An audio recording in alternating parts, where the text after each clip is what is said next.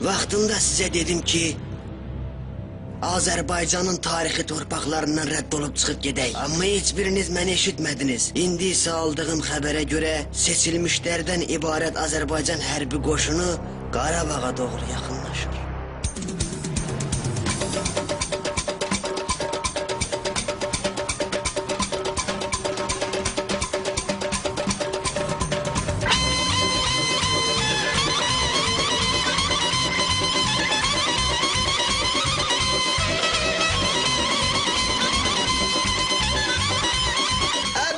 Biraz hasta sür. Bir dayan görüm. Hazır ol. Siz Ermeni dıqaları, hamınızı öldüreceğim. Köpek uşağı. Dikanınıza belenin. Geri tane Qarabağdan çıxın. Ne güzeldi. Uğraştın ananızı. Uy Allah. Eşhedü.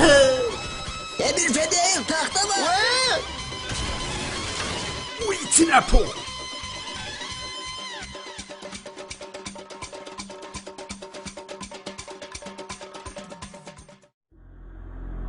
Seçilmişlerden ibaret ordu cemi gün yarımı bütün Qarabağ'ı işğaldan azad etti. Ve bununla da Ermənistanın kitabı bağlandı. Başımız sağ olsun.